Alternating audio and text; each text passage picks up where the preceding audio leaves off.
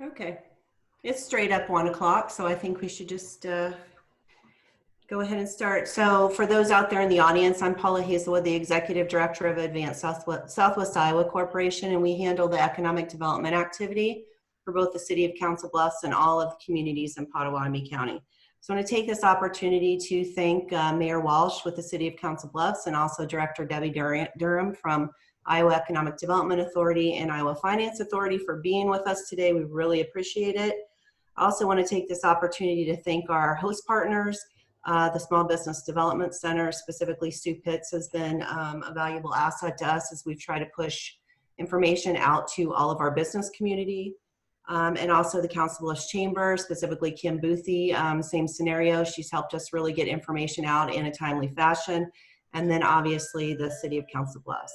I know we have several elected officials that are listening in today, so I want to thank you for being with us, as well as our economic development partners and all of our other business leaders from across Southwest Iowa. So thank you for participating.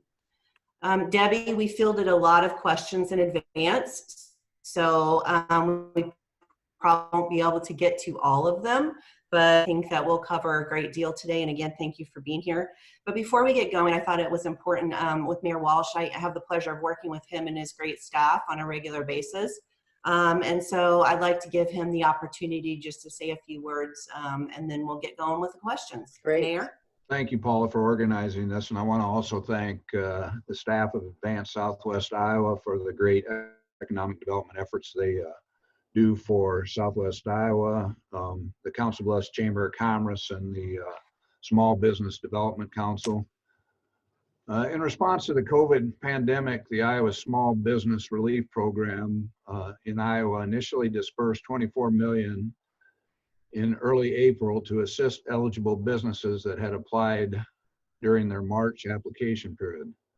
Then on April 23rd, Governor Reynolds announced additional funding through the Federal CARES Act to assist even more eligible businesses that had applied during that March application period. In total, 3,313 small businesses already have or will soon receive more than $64 million of economic relief, many of those businesses in Southwest Iowa. The program, whose application window closed March 31st, offers eligible small businesses grants ranging from $3,500 to $25,000, in addition to offering Iowa businesses a deferral on payments of sales and use taxes and withholding taxes, and waiver of the penalty and interest. This Wednesday, Iowa's Director of Revenue, Craig Paulson, announced businesses in Iowa can apply for an additional deferral of state sales and withholding tax. So please note this additional extension program has some different terms and conditions. So check the website for those specifics. We are very appreciative of Debi Durham and the Iowa Economic Development Department's quick response through their Small Business Relief Program to help meet the short-term needs of Iowa's businesses and for various other programs that they help to administer. Debbie, thank you. Oh, thank you, Mayor. It's a pleasure to join you today. Well, thank you, Mayor. That's a really good segue, but I do have, my first question actually centers around Governor Reynolds' trip to the White House this week. Mm-hmm. So I thought it was extremely invigorating to hear that Dr. Pedati got asked to be on the COVID-19, the president's task force. Can you talk a little bit about that? No, I don't. Honestly, I have to tell you, I don't know that I know much more than you do, Paula. I mean, I talked to the staff, and of course, I knew the governor was going, and you know, they really lifted up all the efforts I was done and her great leadership during this extraordinary time in our history. And I think it is a great honor that Dr. Pedati was also recognized for all the efforts and the counsel that she has been giving our governor as we have navigated this crisis. So that's about the extent of it. I do know that also Vice President Pence is here today. Primarily, he's going to be visiting with those in the food supply chain and how we continue to make sure balance. You know, we got to keep our workers safe. Absolutely. I mean, everyone agrees with that. That is first and foremost the most important thing, but yet we have to keep that supply chain open. And so he will be here as well. I think the great news is it's just that, you know, people continue to recognize Iowa for all of the efforts we're doing on so many fronts, both from our state leadership, but all the way down to what's happening in our communities at that community level. So it's gratifying when you see that people are recognizing our efforts. Well, I'm glad to hear that, because that is actually one of my questions much further down on the list, is the supply chain, because we have already been fielding calls specifically from our restaurants, you know, stating that they cannot get the meat that they need to continue with their full menu. So I'm glad that is actually being addressed, and I'll look forward to hearing. I'm sure everybody on the call will look forward to hearing additional information as that comes down. Yeah, so basically, let me just kind of address that. You know, we're dealing with it on several fronts. One is that certainly our industry leaders are making sure that they're putting even extra precautions in on the way they're staging their workers coming in, what's happening outside of those plant floors. Because as you know, any of us that have ever toured any of these food facilities, once you're on that plant floor, it's really pretty secure, right? But they're even taking extra measures. It's really what happens in the staging of that. And so we're making those accommodations. At the same time, you know, we have to look at the entire supply chain. And, you know, I know that we're working now with our ag front, our community, to see what kind of relief we can bring them.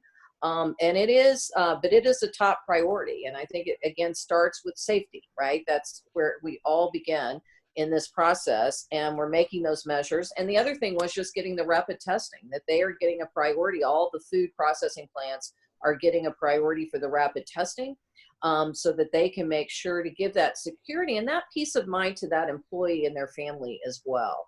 So I do think that we have a full front and a very comprehensive plan to deal with it from the growing of the livestock all the way through to the finished processing and getting them into our restaurants and our grocery stores. Well, I think that, you know, I've been on a couple of calls, and I've heard you, you know, talk to this, Debbie, a number of times, but much like all of us, we've had to do some pivoting in the work that we do. And I know that's the word of the day, right? The Yeah. pivot, and it's a good word. But can you just walk us through what IEDA and IFA implemented after COVID hit, and then specifically how you mobilized your team to get the funding for the Small Business Relief Grant and the TSB out so quickly? Yeah, I will certainly do that. It, you know, it seems like, looking back, it seems like an eternity ago, but it was only a few weeks ago, really, when we really started all of this, Paula.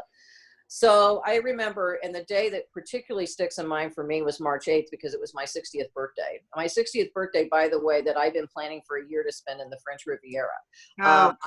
So that didn't happen. Instead, I spent my 60th birthday in Des Moines setting up triage efforts, because that's what the order of the day was. And that's when Iowa really went into full operation mode. Well, we took a playbook from Governor Reynolds, right? We basically said everything we do will be based on good data and good information. So we very quickly got into the field and did a surveying with the University of Northern Iowa, the Institute of Decision Making. And as that survey was happening, and I will tell you, it's one of the very robust data set. Others in the country have noticed it. They've actually asked for our surveying tool. Even the University of Chicago wants to see our data, because there's probably not another state that got in and got such a quick snapshot so quickly. And as that was occurring, I was getting real-time information, and it was clear that we had two main objectives: keep as many people employed as possible, for obvious reasons. The second thing was that, particularly for our consumer-facing businesses, that we were facing a real cash flow problem and the short-term, longer-term liquidity issue. And many of them were operating with, you know, really not big reserves, you know, maybe 2 weeks to 30 days. So the governor said, Debbie, you know, what can we do? And we quickly propped up the Small Business Relief Grant Program. Now, I want everyone to understand, this is a population we have not served. Talk about pivoting, right? We have not served in any scale. We do run the Main Street program. We run the TSB program, very small compared to what we were talking about. I want you to know, we began drafting the program on 3/18. We announced at a governor press conference on the 23rd. Got the application live on the 24th and closed it on the 31st. and actually had checks in people's hands for the first round on April 10th. That is staggering, right? And I also think we have to remind people of what this was. This was only to be a 30-day stopgap until the Fed programs would run, such as the Small Business Paycheck Protection Program. It really was truly to be a stopgap. As the mayor said, we quickly went through that 24 million. Finally, we got notification from the feds that we could use part of the CARES Act money that the state would get reimbursed. So governor put another 35 million in, and we went through that pretty quickly, and we have requested additional funding. There is a new caveat to it, though, because on 428, the legislature asked us to ask two additional questions as a threshold. Are you planning to reopen? Because the question is, if you're not, we're not going to give you the grant, right? Because now we're past 30 days. Now it's really towards reopening and recovery. The other thing was, did you receive PPP? And if you did, how much? And then if you did, we go through the screening process to, again, determine loss. This was not ever designed to be a first come, first serve, nor was it designed to be a lottery. We literally screened every single application for loss ratio within this month, looking at past financials and year-to-date stuff, and gave you a score based on loss, and we gave priority to those that had the greatest loss, obviously. And as you can imagine, a lot of that is your consumer-facing businesses, like your bars and restaurants and retail, that were forced to close by proclamation. So that's been added. And if the legislature's on the call, you're going to be getting a lot of calls from people that are not happy with us right now, because about half of those now being screened that got PPP that we have reevaluated, no longer qualifying for our grant, because we still have limited funds, Paula, right? I mean, we can't take care of all the needs. And again, it was always designed not to be a revenue replacement. It was simply designed to help keep the lights on, and that, until we can get back to opening our economy. So that is in fact happening. It is my goal to have all of this wrapped up by the 15th of May, if possible. So, and then we can really start moving on to more efforts towards that recovery growth stage. So I have had a couple of questions about the TSB, and I know there was a limited dollar figure. I think 600,000 was attached to that. Can you talk through a little bit about the selection process for that particular program? So again, that 600,000 actually just came from operating funds at IEDA. The TSB program is a program that already existed. We already have a contract relationship with the Center for Economic Success. So while my team was busy doing this relief program, we outsourced that to them. And it was only to be for the sole proprietors, because if you remember on the grant relief that we ran at the EDA side, it was for 2 to 25 employees. Theirs was for that single proprietor, but again, you still had to qualify and you still had to be a certified TSB, because that did not go away. It took longer to do that for all of those reasons, much smaller grants. It is now on our website. So again, once again, we're being as transparent as we can. Here's who got grants, here's how much it was. And it's simply, we made it very, very clear that that program was only until funds extended, that there would not be an additional funding. And so we got through. I think, again, we did as much as we could do with the resources that we had. And that is all on the website as well. Okay. The other thing is, though, Paula, when we came to the sole proprietor, I also want you to think about when we set that program up, what we were navigating was, at the time, the federal government did not give us the emergency provision that unemployment, that our Iowa workforce needed. Because, normally sole proprietors and contractors do not get unemployment. They do not qualify. Because of the state of emergency or federal emergency declaration, they now qualify for unemployment. And this TSB was really just a stopgap once again until they could get on unemployment. And the good thing about that part of unemployment, that we are completely refunded for our trust fund. So that doesn't count against us, that's actually replaced by the federal government. So though you may not have gotten it, they should be able to get their unemployment again until they are up and operational. And that includes the supplemental unemployment as well. Well, I think I heard some early on numbers. So the number of applications I think I initially heard that you got for the small business relief grant was 13,000. But then as you funneled it down, because I think people applied multiple times, and then I think you also weeded out some maybe not for profits and things like that. So you're on round 13. Yeah. I think that's We're on, basically, I don't even know why we're naming the rounds. We're releasing every day till we run out of funds.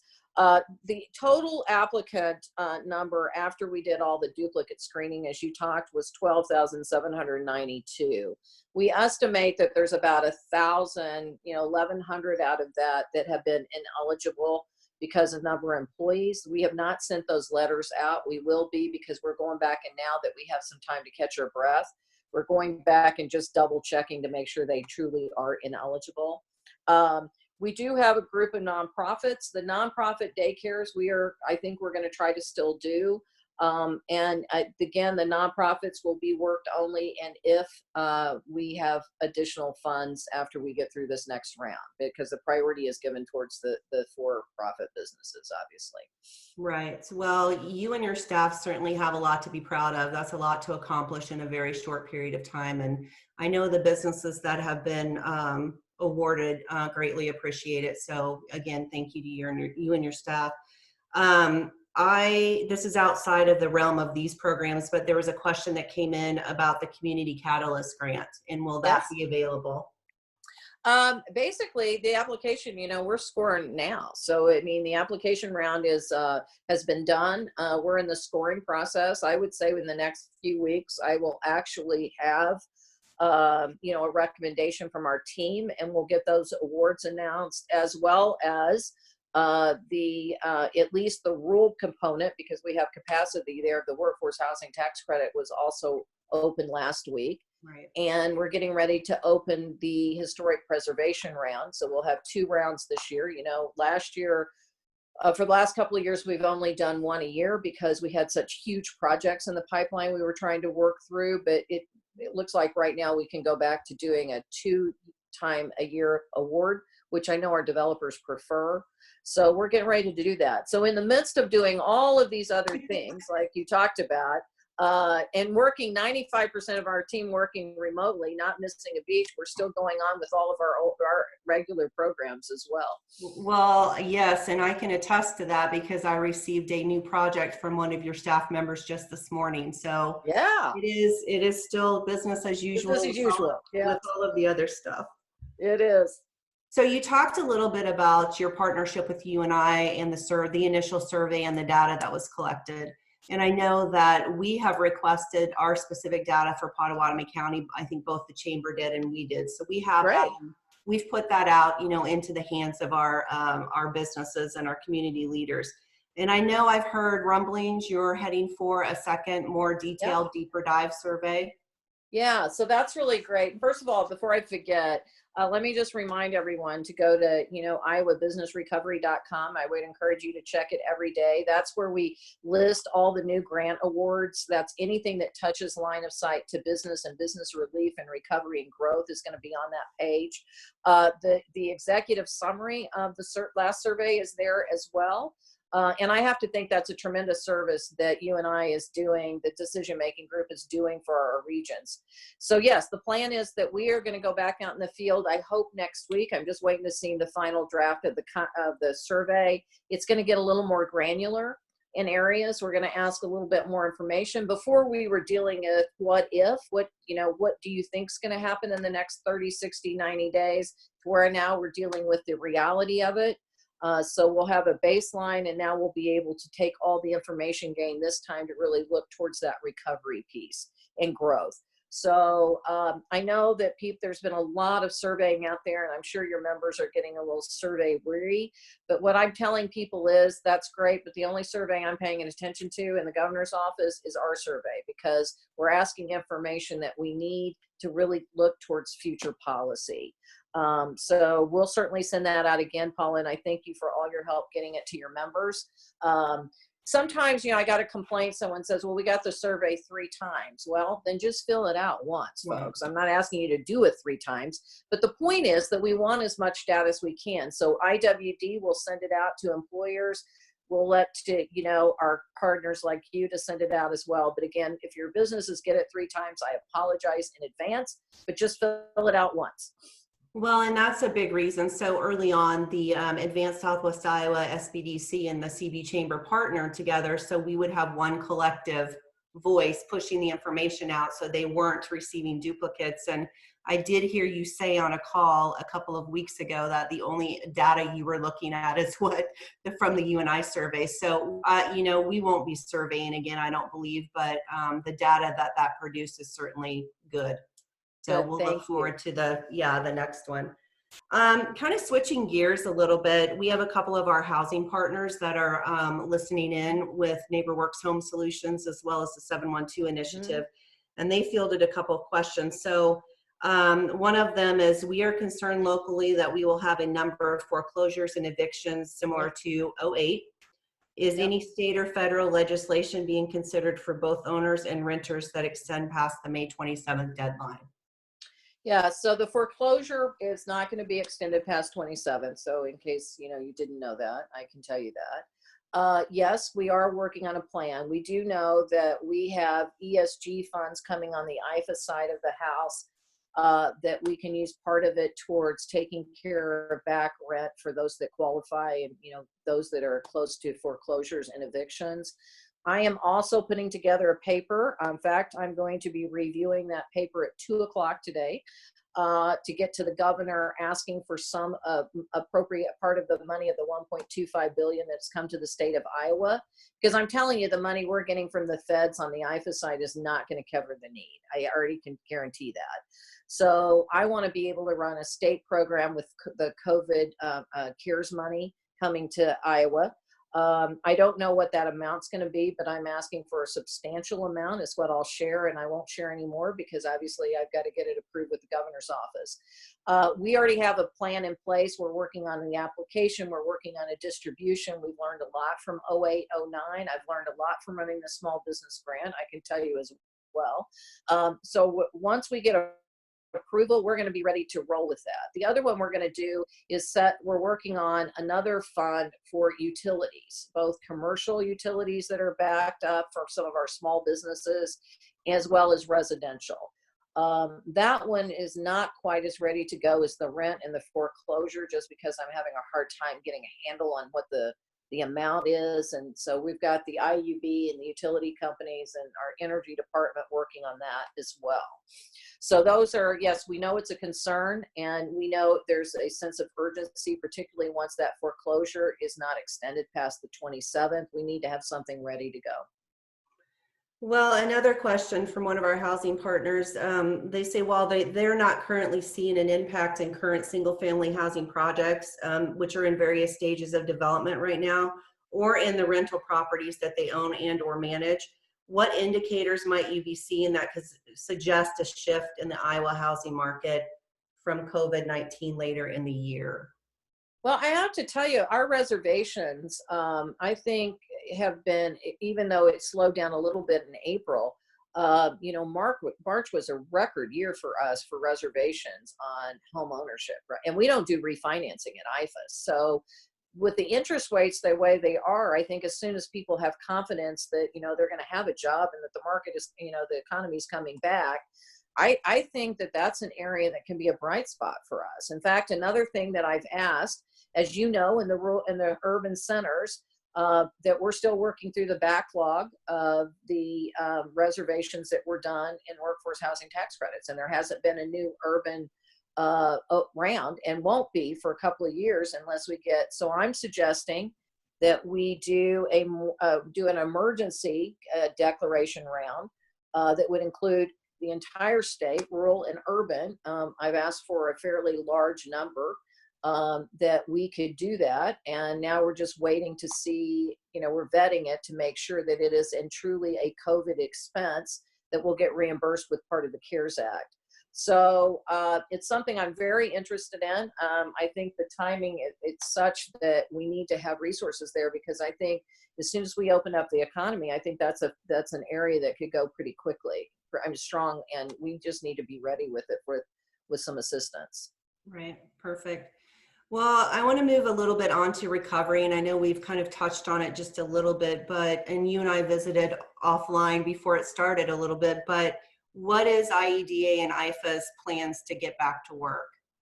Yeah, so the governor is going to be announcing a business recovery or economy recovery and growth advisory board. There will be a number of committees. There will be a private-public partnership that she hopes. I will hope that she'll announce hopefully as early as next week.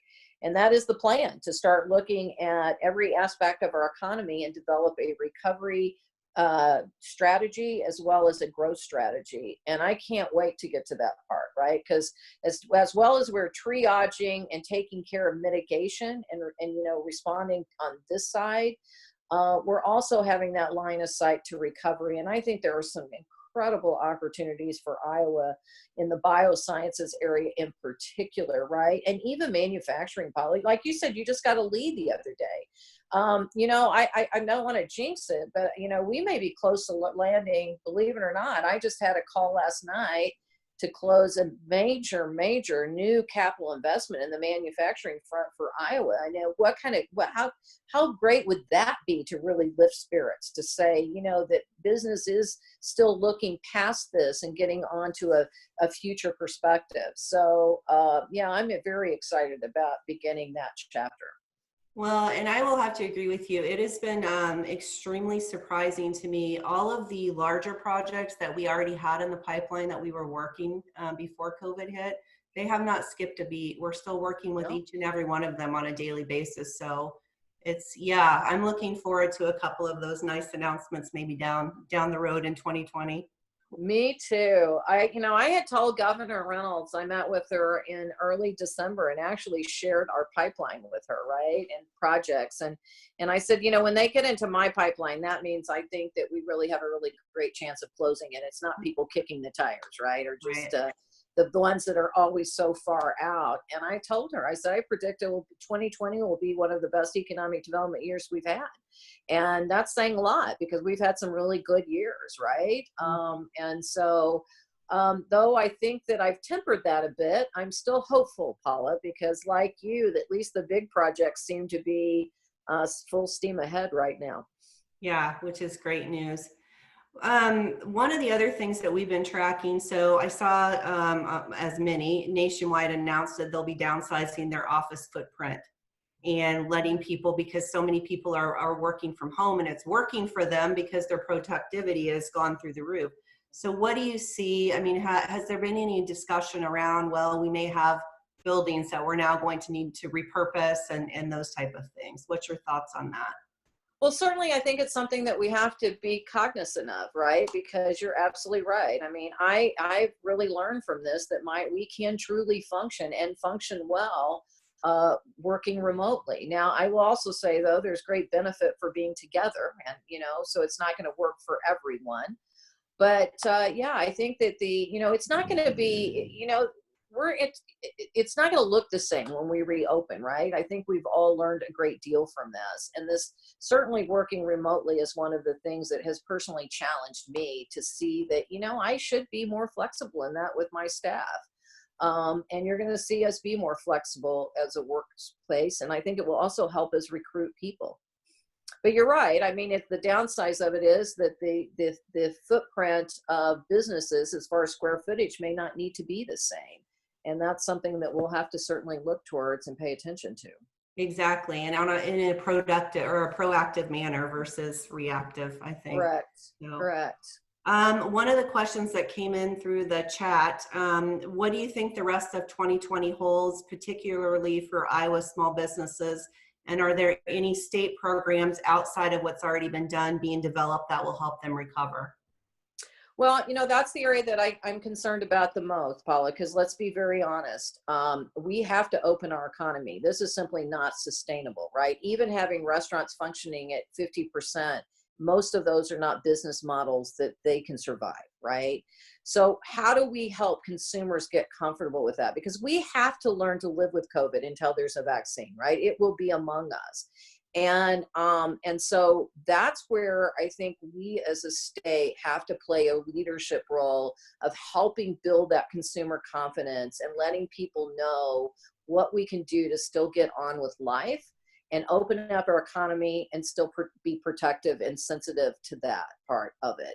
The other thing I learned from this whole thing dealing with the small businesses that one, people have to have an online presence. I don't care what business you're in, you have got to have an online presence. And one of the things you're going to see at the May board meeting of IEDA is I'm asking for a request for proposal and qualifications of a statewide shop where you live initiative, that the state would pay for the infrastructure of that and even the first year's membership fee. And then after that, communities and businesses are going to have to take up that membership fee on their own because it needs to be, everybody needs to participate, that we can get people to have that online presence. Because I think what we've seen, and I've seen some incredibly creative things out there, but we have to realize that is how business is going to have to be done. And we need to navigate that. So that's an area that I think we can definitely help. The other thing is that, I have a proposal that will probably go to the legislature because I'm not sure it's going to qualify for COVID CARES money, that, I want to set up a loan guarantee fund for our Main Street businesses that we work with our bankers, right? And let me say this before I forget. I'm going to give a shout out to our community bankers and our financial institutions across the state, that what they did with that PPP, getting it out as quickly as they did. And when you look at Iowa, it got out over $5 billion. It is nothing short of extraordinary, and our hats are off to them. So what I want to do is, rather than us be in the business of loaning money to people, small businesses, which we're doing that now on this grant program. That's not a role we should be in. We need to use our bankers and our credit unions and those local community financial institutions that have a relationship. So I want to set up a loan guarantee where we would be willing to take some risk with our banking community to, on these small businesses. And so those are some things that we're looking towards of how we can help and really, do more for this space than we've done in the past. I mean, because we really have been challenged that our programs are really geared towards those traded cluster wealth creating kind of environment, right? That's important. Not saying we shouldn't, but we do need to do more ongoing as part of our programming for small businesses. So you're going to see a lot more of those kind of ideas begin to circulate with our legislators going forward. That is great. So I know what the state IEDA's industry verticals are, and you mentioned the biomedical. Are there any others that IEDA is looking at right now, adjusting because of the COVID situation? Well, actually, I think that if you think about it, we've really already identified. It's the Manufacturing 4.0 initiative that we're working on, right? It is all about manufacturing on a digital scale and being able to run 24/7 and doing things in a much more automated way. The second piece is the stuff that the new emerging platforms we have been, bringing forth through the biosciences, biomedical devices. The University of Iowa in the Proto Studio Lab that we provided the funding for, was making the shields in partnership with Iowa manufacturing consortiums. So we look at biomedical devices. We look at the vaccines and immunotherapy. You look at the veteran diagnostic lab that we have at Iowa State University that does rapid testing, right? But they're not set up to do it on the human platform. So they've been taking their equipment and their processes and their anti-agents over to the national or the state health lab. But we need them to be certified to do that. So we have a list of things that we need to do from a regulatory, and this really gets back that the legislature needs to invest in these platforms at the university because that's what's so important. We've got the plan, we've got the intellectual talent, we have the infrastructure, we just need to invest. And I think now really shows us why we need to do that. And of course, precision ag is the other one. And so I believe that we know what we have to do. We can bring back manufacturing of pharmaceutical and nutraceuticals. We have the ability to do it here. The other one that's so exciting and most people don't realize is we have this incredible pharmacy school at the University of Iowa that has an FDA approved manufacturing lab. I think one of the few in the world. Now they can only do small batches, but right now we should be really developing an entire strategy, working in partnership with them, of how we leverage that for economic opportunity growth around that pharmaceutical space. So I think that's why I am so excited about what this, really challenging time that has really taxed us all to the limit has also shown us where we have opportunities to really seize growth in the future. Yeah, I would 100% agree with that. So as you think across the state and specific to Southwest Iowa, because that's where the majority of our participants today are calling in from, what advice would you give us, the practitioners, and what do you think we need to be focusing on? Well, first of all, I think you just focus on your strengths. What have you learned as a region during this, and some areas of weakness, right? Whether that's broadband deployment, whatever that is, right? And then I think, so you begin to identify that. I think you also want to make sure that you have representation on the advisory board coming forward, because there's going to be several different committees.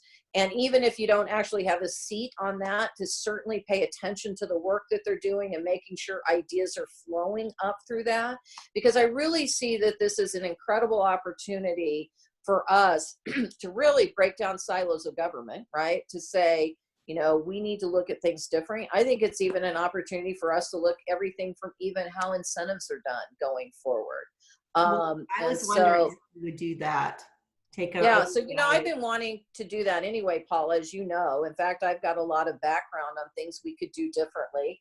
And I think this is a great time to bring people together to really have those conversations and begin to vet new ideas, to look at what other things are being done around the country that we can, that we should be paying attention to, best practices. So I think those are the things that you continue to do. And again, just be the pulse of what your community. Let us know what you're hearing from your people, right? I mean, your businesses, because don't assume we just are already knowing these things. The more information we have and the flow of the communication both ways, the better off that we can really create policies that are going to work as soon as we get them adopted. Yeah, absolutely. Let me see. I have a few more questions written down, but let me see what people are fielding. Okay. I will go back to some of those. Let me finish up with these. And I think there's 4 or 5 questions on the Q&A platform. I will probably field you personally, Debbie, and have you respond back to me if you don't mind doing that. So just some general questions that we have. So one of the things that I think Advanced Southwest Iowa and my staff, and I'm sure certainly other EDOs and areas, the survivability, because we're largely funded by public money. So and I heard you talk the other day about some potential bonding through IFA or through IFA to potentially cover some municipality shortfalls. Yeah. So first of all, as much as I believe that the PPP is probably one of the best stimulus things I've ever seen done, in the way that it was launched is, again, extraordinary. There were some things that were missed, right? And allowing 501c6s such as your organization and many other big associations to not qualify was, I think, I think it was just missed, right? When we realized it, we really tried to get that changed and weighed in personally, but, it just didn't happen, unfortunately. So unless, they can get that changed. Now, I don't know that it's not possible, because the city and county hospitals that are a nonprofit but not organized as a C3 did just get approval to get P. So I think we should continue to work toward that. What I was talking about the other day, that it's through the Federal Reserve, there's a municipal liquidity bonding program. IFA has done that in the past, where we have provided that. The problem is that, there's 2 questions about. We've had some cities and counties ask. We're still waiting for guidance from the feds, from the Federal Reserve, of what the terms are going to be, because obviously if it's not a competitive basis rate, then it doesn't make sense to do it. But we would have to absorb all the loss. And even though, you know, really, I think the loss is minimal when we're lending to cities and counties in Iowa, right? In fact, I just have my camera here on my puppy who decided to move. So again, my camera may go flying. So we are working through those issues and seeing, again, this is a question that we have to have clearance on. Can we set up, can we use some of the CARES money to set up a loan loss reserve for that? So I guess on that one, Paula, you're just going to have to stay tuned because we're working through that issue. We're going to try to do as much as we can to help, but again, we have to make sure it makes sense and that we make sure that we can cover that loan loss. So those are the things that we're working through. Okay, excellent. Thank you. So in this whole process, what has been your biggest surprise and what are you most proud of? Honestly, I have to say I'm very, very proud of my team at Iowa, IEDA and IFA. And I have to think about, we have gone through extraordinary change. You know, we all came to be one agency, basically operating as one in December. And so we have thrown so much change at them. And what I love seeing is that when IEDA's team was being slammed with these small business things, IFA folks said, you know, hey, we can donate a couple of hours a day to help you on the call lines because we're running a call center in addition to all of this. I've got the IFA county team stepped up and said, we'll help your team review these applications. So that's the part that I think now, you know, when we all get back together, that I think we truly are one team. I think when you walk in our building, you won't know who's IFA, who's IEDA, because we are so mission oriented and it's all about helping Iowans. So I think that's the part for me that's been so humble. You know, but I think that, but it's also shown me that there are things like infrastructure investments, you know, our broadband deployment and some of those things that, even though it's been a priority of Governor Reynolds and the legislature, it's got to be, I think, even more of an imperative going back, because we can't run, you know, we can't run remotely and do the things we're doing, whether it's a platform for small businesses, whether it's manufacturing 4.0, or whether it's telemedicine or delivering education at home. We can't do that unless we have created an equality system of broadband and infrastructure across the state. So it's got to be an imperative going forward. Okay, so thank you for that. Thank you again to you and your staff. I mean, it's just, it's amazing what you've been able to accomplish.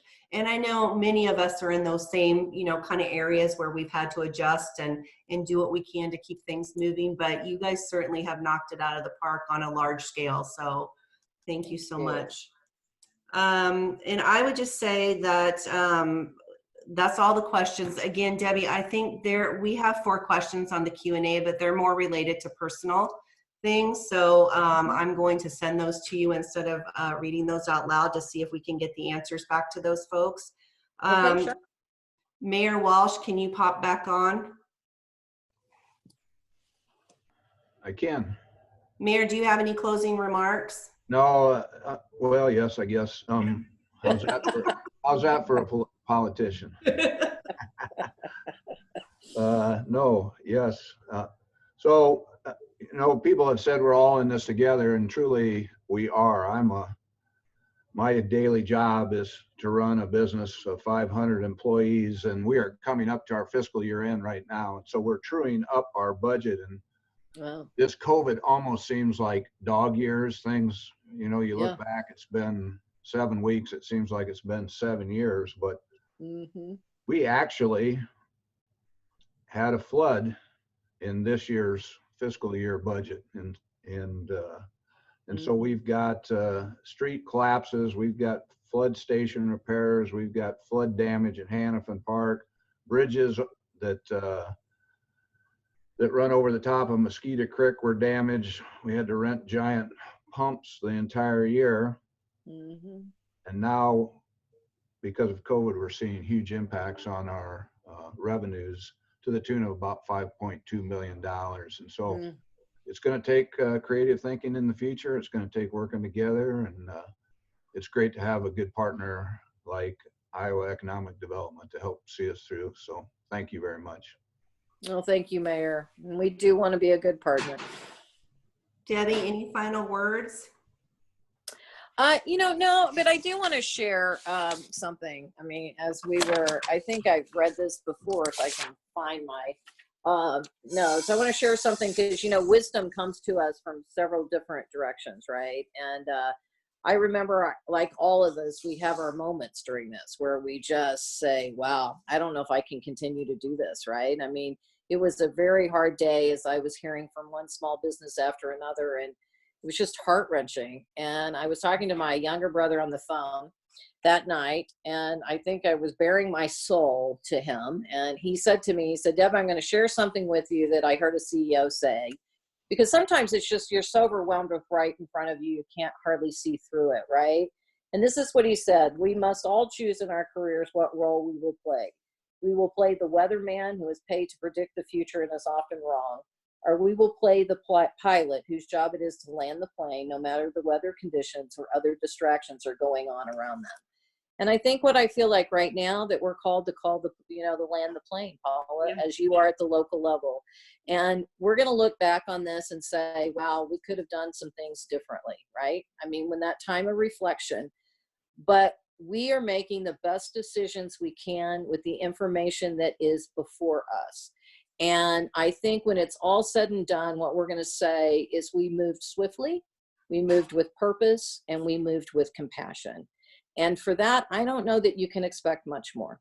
Yeah, I would agree. Well, I want to really, really, really thank you because this has been, I've already gotten some comments how great it was. So thank you. Thank you again to your staff. Hopefully someday we will be able to see you in person again and Yes, I can't have wait. you in our community, and kind of miss those days. But yeah, I want to thank everybody that participated. We had a great group of people listening in. Obviously, thank you, Mayor Walsh, and our additional hosting individuals, SBDC and the CB Chamber.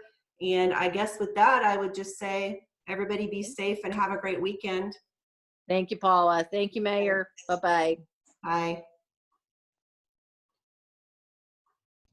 Thanks, Paula. Thank you, Mayor.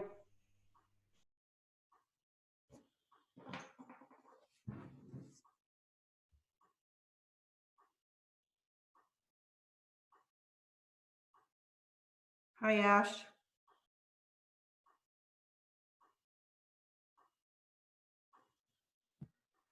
Hello. That went well. Yeah, that went really well. All right.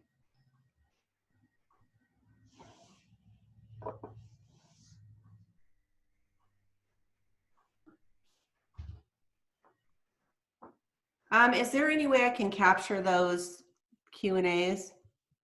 Hang on. Because they were all personal and I didn't want to read them. Yeah, hang on.